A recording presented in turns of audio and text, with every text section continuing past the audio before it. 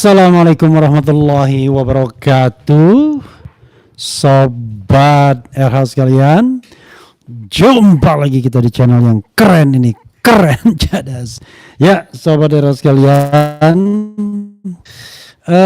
ya sekarang lebih kurang sering saya live, tetapi ini saya ingin live ya. Saya ingin menanggapi beberapa kontroversi yang berkembang seiring dengan sikap yang diambil Roy Suryo, Dr. Tifa dan lain sebagainya dalam kasus ini yang banyak kemudian dikritik oleh mantan pengacaranya atau mantan kuasa hukumnya. Ini aneh sekali. Harusnya kan sesama biskota dilarang saling mendahului, tetapi ya itulah yang terjadi ya. Coba kita akan bahas ya. Gini, kita sering mendengar mengenai soal kehadiran Jokowi dalam persidangan. Itu satu sisi. Semangat sekali orang mengatakan Jokowi harus hadir dalam sidang. Tapi di sisi lain ada kebutuhan untuk membebaskan Roy dan Tifa atau Roy Suryo Dr. Tifa dari penersangkaan yang itu adalah aromanya kriminalisasi. Jadi ada hal itu yang kemudian perlu kita sikapi gitu ya. Nah, begini ya. Idealnya adalah sidang ini memeriksa Jokowi. Idealnya begitu. Dan nanti kita bisa diharapkan mengklarifikasi apa yang dipunyai Jokowi. Oke. Tapi persoalannya adalah bagaimana dengan nasib Roy Suryo dan Dr. Tifa. Nah ini yang kemudian menjadi persoalan ya. Ada yang mengatakan, oh ini harus sampai pokok perkara. Harus sampai pokok perkara. Jokowi harus hadir dalam sidang. Oke, it is good news. It is good point. Tetapi ya, tidakkah kita kemudian berempati kepada korban kriminalisasi? Bagi saya pribadi, sobat era sekalian, yang harus diutamakan adalah bagaimana membebaskan Roy Suryo dan Dr. Tifa dari jerat kriminalisasi. Aneh sekali rasanya kalau kemudian itu tidak dijadikan prioritas. Mau mengatasnamakan bangsa Indonesia dan lain sebagainya. Kenapa? Tentu seorang Roy Suryo dan Dr. Tifa meng-hire, ya walaupun pro bono, lawyer-lawyernya dengan harapan dia bisa dilepaskan dari jerat kriminalisasi. Kenapa dikatakan kriminalisasi? Ya karena apa yang dilakukan beliau berdua itu dalam ranah kebebasan menyampaikan pendapat baik secara lisan dan tulisan. Lalu mau diempankan, ini kan gak masuk akal ya. Jadi apa yang harus dilakukan? Begini ya, kita harus bicara pakai urutan-urutannya. Gini urutannya tuh gini ya sobat era sekalian. Urutannya adalah, kalau menurut saya nih ya, soal bahwa sobat era sekalian tidak setuju itu soal lain. Tetapi persetujuan itu kan di prinsipal, baik di Roy Suryo maupun Dr. Tifa. Apa yang diinginkan Roy Suryo dan Dr. Tifa? Bebas dari perangkap kriminalisasi. Bebas dari kemungkinan digusnurkan dan dibambang terikan. Kan itu yang paling mereka inginkan. Dan itu tentu menjadi prioritas kerja para lawyersnya, para kuasa hukumnya, kalau seandainya para kuasa hukumnya itu harus bersidang karena kasus dilimpahkan. Jadi itu yang dulu, one thing for sure adalah mereka ingin minta dibebaskan dari jerat kriminalisasi. Sehingga at the first place itu yang harus dilakukan terlebih dahulu. Adapun pengungkapan ijazah Jokowi menjadi bonus. Kenapa menjadi bonus? Karena bukan forumnya. Ya, jadi urutan-urutannya begini. Kalau kita menjadi lawyers misalnya di persidangan lah katakanlah. Maka ada dua strategi yang disampaikan dilakukan oleh Dr. Tifa dan Roy Suryo. Roy Suryo mengajukan pra peradilan dan berhasil dalam hal penggeledahan, penangkapan dan penahanan. Belum berhasil dalam konteks pasal 32 ayat 1. Tetapi sesungguhnya tidak ada risiko apapun seandainya permohonan pra-peradilannya ditolak. Justru keuntungan Roy Suryo adalah dia bisa belajar dari sidang Dr. Tifa. Apa kelemahan dan kelebihannya. Nah, ketika Roy Suryo kemudian mendapatkan pembelajaran dari Dr. Tifa yang sudah masuk pokok perkara bahwa putusan selah itu mengabulkan, ya, maka Roy Suryo kan bisa mengikuti jejak Dr. Tifa walaupun dakwaan bisa lagi diubah. Jadi sobat sekalian, ya, kita ingin mengatakan bahwa kemenangan Dr. Tifa dalam putusan selah belumlah akhir dari perjalanan kasus ini. Seandainya jaksa penuntut umum masih mau mengejar dengan perbaikan atau dengan perlawanan. Artinya case, ya kan, close, case is not close yet. Jadi case-nya belum close.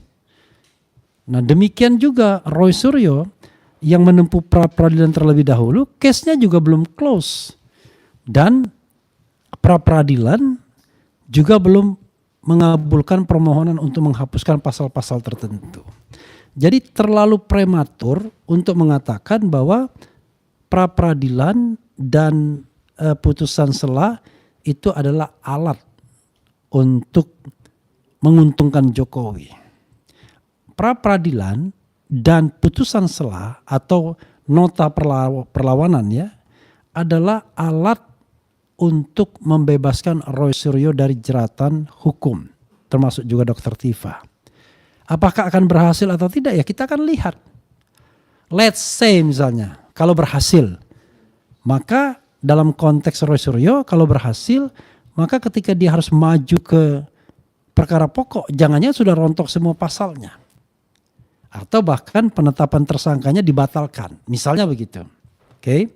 Dalam konteks Dr. Tifa, putusan selahnya dikabulkan dan jaksa karena sudah merasa no case, tidak ada kasusnya dan dipaksa-paksakan kasus ini, tidak melanjutkan baik dalam ranah perlawanan maupun ranah perbaikan. Maka yang terjadi adalah case close untuk Dr. Tifa dan case close juga untuk Roy Suryo. Tapi kan itu skenario menang. Dan itu tidak salah kalau seandainya kita mau menggapai kemenangan. Saya bukan menggapai kemenangan tapi membebaskan Roy dan Tifa dari jeratan kriminalisasi yang mengancam dia hingga 12 tahun penjara. Ya, sobat era sekalian bisa nggak membayangkan bagaimana perasaan orang yang diancam dengan 12 tahun penjara. Kalau yang mengatakan kita harus ke pokok perkara, enak saja. Coba saja dia yang menggantikan. Oke. Nah, bagaimana kalau misalnya ternyata baik pra-peradilan maupun putusan selah bisa dilewati untuk masuk pada pokok perkara. Maka kita bicara tentang step kedua. Mau tidak mau harus head to head dengan Jokowi. Nah, dalam konteks Roy Suryo dan Dr. Tifa, yang mereka harus lakukan adalah membuktikan bahwa mereka tidak melakukan fitnah terhadap Jokowi. Kan itu kalau kita bicara urutan hukum acaranya. Jangan lupa ini adalah bukan sidang pembuktian ijazah itu palsu atau tidak. Tapi ini adalah sidang pencemaran nama baik dan fitnah plus manipulasi dokumen pasal 32 ayat 1 dan 35 Undang-Undang 11 2008 tentang informasi dan transaksi elektronik atau Undang-Undang ITE. Sehingga yang harus di-challenge adalah 4 dakwaan tersebut.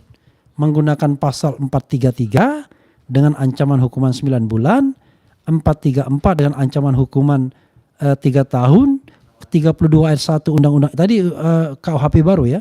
Lalu kemudian Undang-Undang 11 2008 pasal 32 ayat 1 dengan ancaman hukuman 8 tahun dan pasal 35 dengan ancaman hukuman 12 tahun penjara. Inilah yang kita berusaha. Nah, kalau pembebasan itu harus head to head dengan Jokowi, apa boleh buat? Kita akan buktikan bahwa tidak ada fitnah dan pencemaran nama baik dalam konteks ini. Misal ya, fitnah. kita harus buktikan apakah betul omongan Mas Roy mengenai 99,9% ijazah itu palsu. Tapi jangan lupa, penelitian itu subject to, ya, subject to. Subject to siapa ya? Dokumen Dian Sandi yang diupload pada tanggal 1 April 2025. Yang kedua adalah soal pencemaran nama baik. Katakan ini adalah for the public interest, ada kepentingan publik di sana. Baik di legitimasi oleh pasal 18 ayat 2 Undang-Undang Keterbukaan Informasi Publik maupun putusan KIP sendiri yang mengatakan bahwa informasi dalam ijazah Jokowi adalah dokumen publik. Jadi saudara sekalian, sehingga pasal fitnah dan pencemaran nama baik bisa dirontokkan. Bagaimana dengan yang 8-12 tahun penjara? Harus juga bisa dirontokkan karena jauh panggang dari api. Dalam pasal itu ada sebuah pre-requirement, ada requirement lah, bahwa dokumennya itu harus diedit, ditambah, dikurangi, dirusak, sehingga yang tadinya tidak bisa diakses, accessible for everybody misalnya. Lalu kalau itu malah membantu kejahatan, yaitu dokumen yang fake, yang tidak original, yang yang tidak asli, seolah-olah menjadi dokumen yang asli. Jadi itu juga bisa dirontokkan karena apa yang dikatakan atau yang dilakukan Dr. Tifa dan Roy Suryo berkebalikan. Mereka mengatakan dokumen itu tidak asli dengan keyakinan masing-masing. Roy Suryo dengan ilmu telematikanya, termasuk dia melakukan yang namanya ELA, Error Level Analysis. Sementara Dr. Tifa menggunakan matematika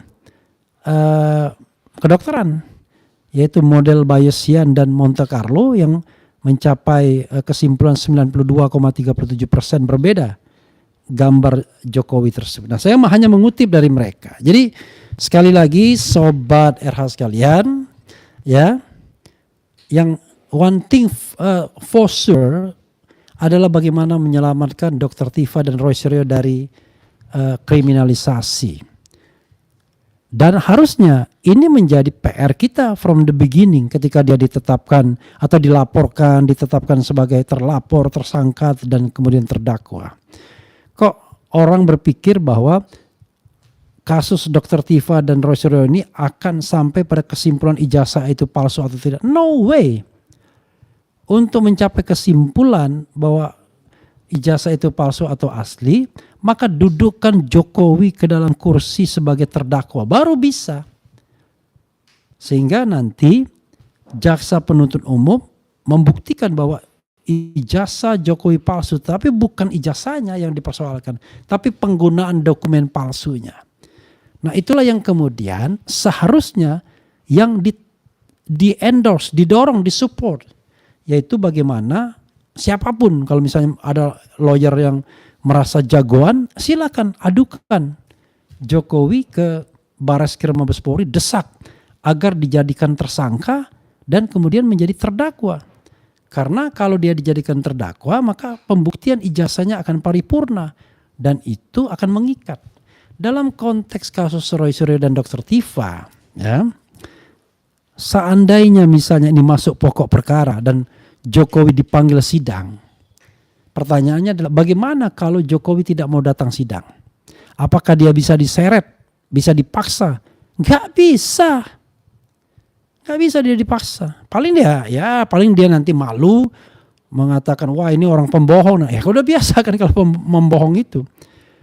Jadi ketika dia tidak datang, maka seperti kasus Nikita Mirzani, pencemaran nama baik, ya, yang melibatkan artis Nikita Mirzani, yang kemudian tidak diproses lebih lanjut karena pelapor atau pengadunya tidak hadir dalam persidangan. Nah, dalam konteks Jokowi ini saya tidak tahu bagaimana skenarionya, tapi kalau seandainya pasal delik aduan absolut mengenai pencemaran nama baik dan fitnah itu tidak diproses lebih lanjut, maka jangan lupa ada pasal 32 ayat 1 dan pasal 35 Undang-Undang ITE, Undang-Undang 11 2008 yang sudah dinyatakan oleh jaksa penuntut umum sebagai delik umum yang proses penuntutannya tidak bergantung pada dicabut atau tidaknya laporan oleh Jokowi. Bahasa JPU mengatakan negara tidak kehilangan hak menuntut kalaupun ada restoratif justice atau ada SP3 bagi delik aduan tersebut. Makanya saya katakan, kalau begitu berarti Rismond pun bisa tetap didakwa, dituntut dengan pasal 32 ayat 1 dan pasal 35. Walaupun saya katakan semuanya ngawur. Untuk konteks Rismond ngawur, ya, penyidiknya untuk konteks Dr. Tifa dan Mas Roy apalagi. Sehingga pasal 32 dan ayat 1 dan pasal 35 itu betul-betul pasal yang digunakan untuk bargaining power agar bisa menangkap, ya, dan menahan baik Dr. Tifa maupun Roy Suryo. Jadi saudara sekalian, ya, instead of kita seolah-olah sok jagoan, ya, maka yang harus kita pahamkan adalah ini bukan persidangan mengenai pembuktian ijazah palsu atau asli, tapi ini adalah sidang pencemaran nama baik dan fitnah. Di mana kehadiran Jokowi itu bukanlah kehadiran yang bisa dipaksa. Kalau Jokowi tidak hadir, maka kita tidak bisa apa-apa. Kalau Jokowi hadir pun, dia jawab dalam kapasitas dia sebagai pelapor, saksi, dan lain sebagainya. Di mana yang akan menjadi konsentrasi adalah perasaan dia yang merasa dihina sehina-hinanya dan direndahkan serendah-rendahnya. Itu kan yang akan diproses. Ya kan? Nanti akan ditanya, Anda dihina di bagian mananya dan lain sebagainya. Sementara sebagaimana Presiden Bambang Tri dan Gus Nur, ijazah yang asli, sokol asli tidak akan pernah ditunjukkan. Nanti kalau misalnya peradilannya tidak independen, dikatakan tidak relevan dan lain sebagainya. Karena yang akan dibuktikan itu adalah 28 link, di mana Dr. Tifa kebagian 5 link dan Roy Suryo kebagian 6-7 link. Kan itu yang mau dibuktikan oleh jaksa penuntut umum. Jaksa penuntut umum tidak hendak membuktikan apakah ijazahnya palsu atau asli. Kita yang berkeinginan untuk itu, tetapi mekanismenya harus cari medan lain. Makanya saya setuju dengan apa yang dilakukan oleh Rizal Fadila, Kurniatri Royani, kemudian juga ada UI Watch-nya dan Rustam Effendi yang mengadukan ke Bareskrim Mabes Polri. Mereka mengatakan tim pemburu ijazah palsu. Saya setuju. Kasih data sebanyak-banyaknya kepada Bareskrim sehingga Bareskrim menyerah. Bila perlu Jokowi dilaporkan ke dari seluruh Indonesia bahwa dia sudah menggunakan ijazah palsu. Jadi sekarang penggunaannya yang dipermasalahkan, bukan pembuatannya. Karena kalau ada ijazah palsu tapi tidak digunakan untuk apapun misalnya, enggak ada masalah. Saya ada paspor Inggris tapi paspor-pasporan alias souvenir. Tapi kalau misalnya paspor beneran dan digunakan untuk menyelundup misalnya, itu baru jadi masalah. Jadi sekali lagi, ya kan, bisa saja kita bikin ijazah tapi ijazah-ijazahan. Wah, ini Harvard University, kita tempel, ya. Itu souvenir.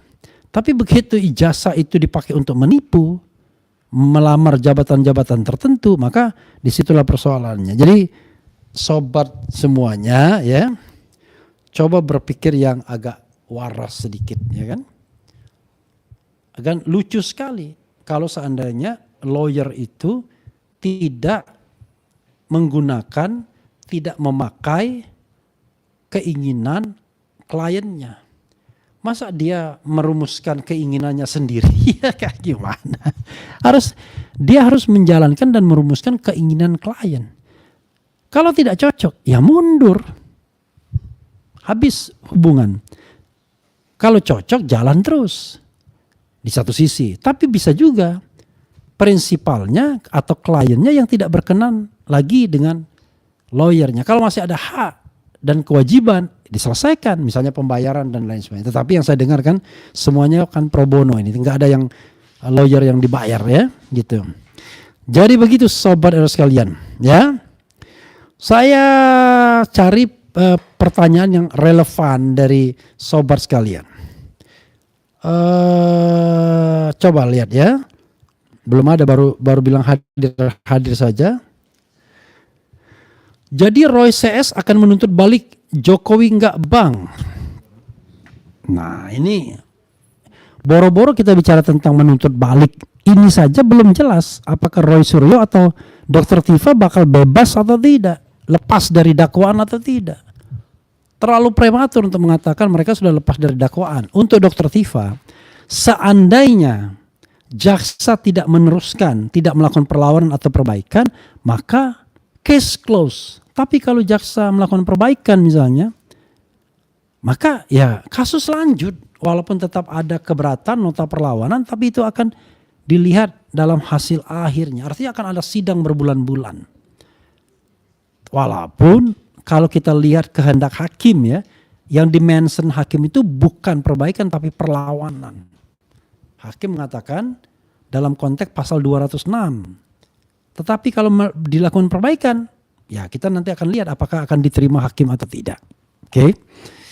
Berikutnya adalah Mas Roy. Mas Roy masih menjalankan pra-peradilan.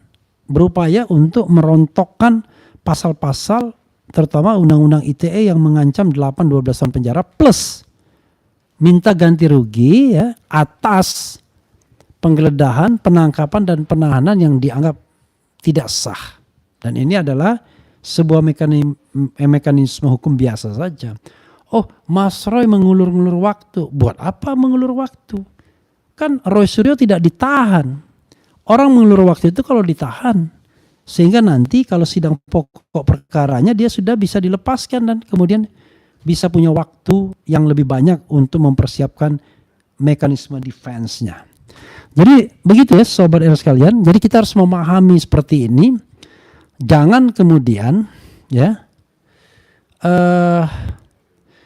jangan kemudian kita kemudian berpikir bahwa biarkanlah kepala atau leher Roy Suryo dan Dr. Tifa diumpankan agar Jokowi datang ke pengadilan. No way.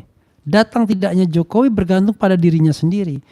Kalaupun dia mengatakan bakal datang dan kemudian dia tidak datang, tidak ada upaya untuk memaksanya karena dia berstatus sebagai saksi atau pelapor.